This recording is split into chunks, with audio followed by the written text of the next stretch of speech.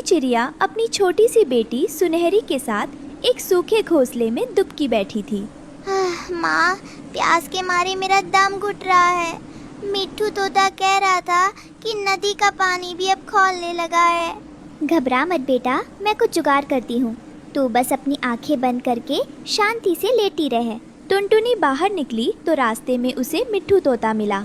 उसकी हरी गर्दन धूप से काली पड़ रही थी। राम राम टुनटुनी, कहाँ जा रही हो? आज तो यमराज खुद सूरज बनकर निकले हैं, मत जाओ बाहर। मिट्ठू भाई, सुनहरी की हालत खराब है, मुझे कुछ तो करना ही होगा। तभी टुनटुनी को वो नीला ड्रम दिखा। वो एक गड्ढे में आधा धंसा हुआ था। टुनटुनी ने अपनी छोटी चोंच से उसे ठक ठक किया। वो अंदर से खोखला और काफी बड़ा था। मिल गया, यही है हमारा नया घर। तभी झाड़ियों के पीछे से कालू कौवा और उसकी पत्नी गोरी कौवी निकले। गोरी कौवी बहुत घमंडी थी। जी जी, सुनते हो? देखो इस गरीब टुनटुनी को, इस नीले कबार को देखकर कैसे नाच रही है। अरे गोरी, ये कबार नहीं है, ये तो चलता फिरता किला है। अगर हम इस पर कब्जा कर लें तो पूरे जंगल में हमारा राज होगा। ए टुनटुनी, हट यहाँ से। इस ड्रम पर मेरा नाम लिखा है। ये कल रात मेरे दादाजी के सपने में आया था। तालू भाई, झूठ मत बोलिए, ये यहाँ लावारिस पड़ा है। मेरी बेटी बीमार है, मुझे इसकी जरूरत है। जरूरत तो हमें भी है। चलो कालू जी, इसे धक्का मारकर अपने घोंसले के पास ले चलते हैं।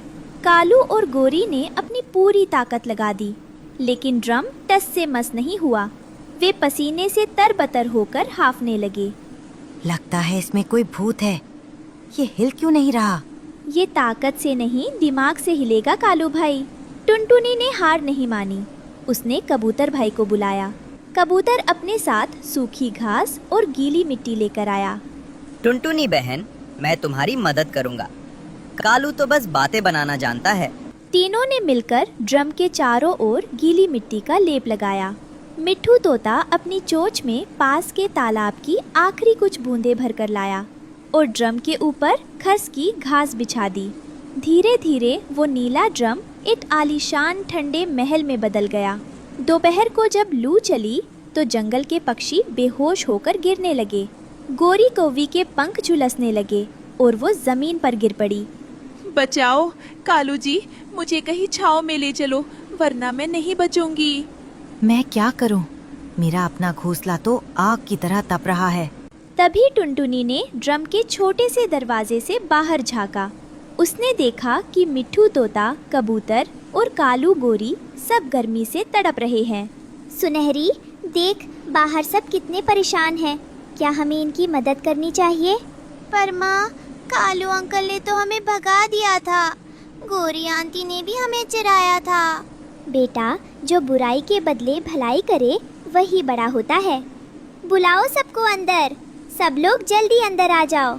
इस नीले ड्रम हाउस में बहुत जगह है और यहाँ बहुत ठंडक है। एक एक करके मिट्ठू तोता, कबूतर और अंत में लज्जित होकर कालू कौवा और गोरी कौवी भी अंदर आ गए। ओ टुनटुनी, मुझे माफ कर दो, मैं कितनी गलत थी। वाकई टुनटुनी, तुमने आज हमारी जान बचा ली। जिसे मैं कबाड़ समझ रहा था, तुमने उसे अपनी मेहनत से स्वर्ग बना दिया। आज से इस नीले ड्रम का नाम शांति निवास होगा। यहाँ कोई ऊंच नीच नहीं होगी।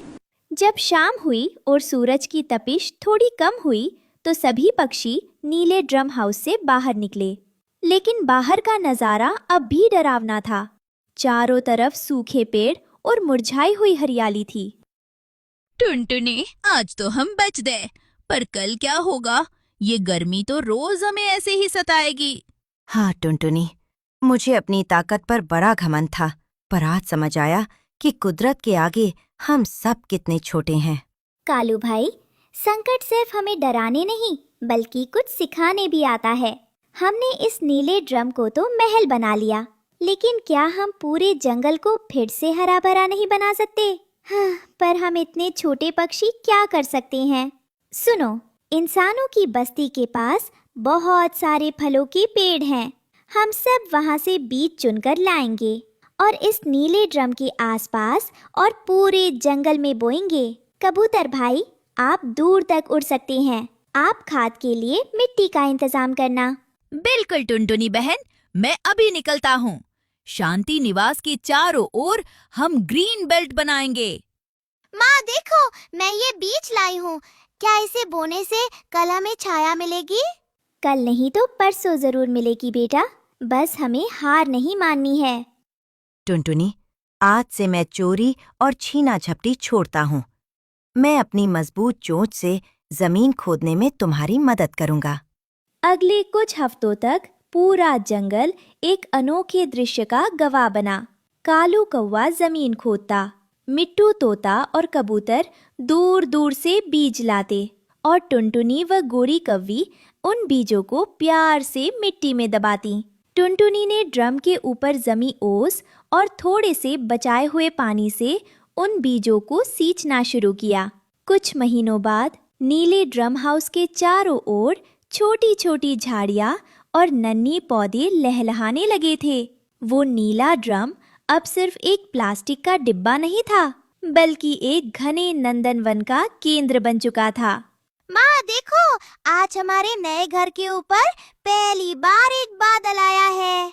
ये हमारी मेहनत की पुकार है सुनहरी। जब इरादे नेक हो तो आसमान भी झुक जाता है। तभी झमाझम बारिश होने लगी। कालू कौवा और गोरी कव्वी अब टुनटुनी के सबसे अच्छे दोस्त बन चुके थे। जंगल के सभी पक्षी मिलकर बारिश में भीगने लगे। टुनटुनी की सूझबूझ और नीला ड्रम अब एक लोक कथा बन चुके थे, जो हर साल आने वाली गर्मी को मात देने के लिए पक्षियों को प्रेरित करते थे। जंगल के बीचों बीच एक बड़ी सी दुकान थी। कालू की मिठाइयाँ, सबसे सस्ती, सबसे मीठी। एक चमचमाता बोर्ड हवा में झूम रहा था। दुकान पर रंग बिरंगी मिठाइयाँ सजी हुई थी। लड्डू, जलेबी, बर्फी, रसगुल्ला। कालू कौवा चिकने काले पंखों में इतराता हुआ बैठा था।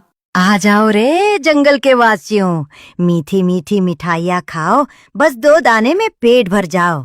ऐसी मिठाई शहरों में भी नहीं मिलती। मेरी मिठाई नहीं खाई तो समझो कुछ नहीं खाया। सचमुच कालू, तेरी मिठाई बड़ी सस्ती है और स्वाद भी गजब का। मैं तो रोज रसगुल्ला खाने आऊंगा। भीड़ बढ़ती जाती है। कालू की दुकान पर धंधा जोरों पर चलता है, पर पीछे उसकी रसोई में एक डिब्बा था जिस पर लिखा था खास रंग और स्वाद केमिकल, सस्ता और असरदार।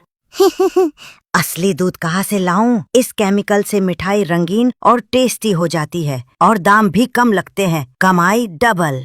झरने के पास टुनटुनी चिड़िया घास पर बैठी हुई थी। उसकी दोस्त रानो चिड़िया आती है। अरे टुनटुनी, तूने कालू की मिठाई खाई? पूरी दुनिया खा रही है। रानो, मैं जब भी कुछ जरूरत से ज्यादा अच्छा या सस्ता देखती हूँ तो मेरा मन पूछता है, इतना सस्ता और इतना अच्छा कैसे? मिठाइयाँ इतनी रंगीन, इतनी मीठी और फिर भी इतनी सस्ती। कुछ तो बात है जो छुपी हुई है। हाँ, मुझे भी शक है। आज सुबह गौरैया की बच्ची गुलगुली वो लड्डू खाकर उल्टी कर रही थी। रानो, हम सब पक्षी एक परिवार जैसे हैं। अगर एक को तकलीफ होती है तो बाकी को भी चिंता होनी चाहिए। और अगर ये मिठाइयाँ सिर्फ मिठाई नहीं बल्कि बीमारी का कारण है तो हमें चुप नहीं रहना चाहिए। हमें कुछ करना होगा रानो। जंगल की भलाई हमारी जिम्मेदारी है। जंगल में अफरा तफरी मच जाती है। कबूतर चक्कर खाकर गिर जाता है। कबूतरी को पेट में तेज दर्द होता है। अरे कबूतर जी, क्या हुआ? मैंने कालू की बर्फी खाई थी और फिर कुछ तो गड़बड़ है। मुझे भी लड्डू खाने के बाद बहुत जलन हो रही है। कुछ तो गड़बड़ है भाई, मिठाई में ही कुछ मिला है शायद। रात का समय कालू की दुकान बंद थी। टुनटुनी और रानो दबे पांव पीछे से रसोई में पहुंचती हैं। दीदी देखो, ये डिब्बा क्या है? खास रंग और स्वाद केमिकल। ओह रानो, इसका मतलब साफ है, ये मिठाइयाँ जो जंगल को इतनी स्वादिष्ट लग रही थी, असल में किसी रासायनिक जादू से बनाई जा रही थी। अब समझ में आया सब बीमार क्यों पड़ रहे हैं। ये तो जानबूझकर सबको बीमार कर रहा है।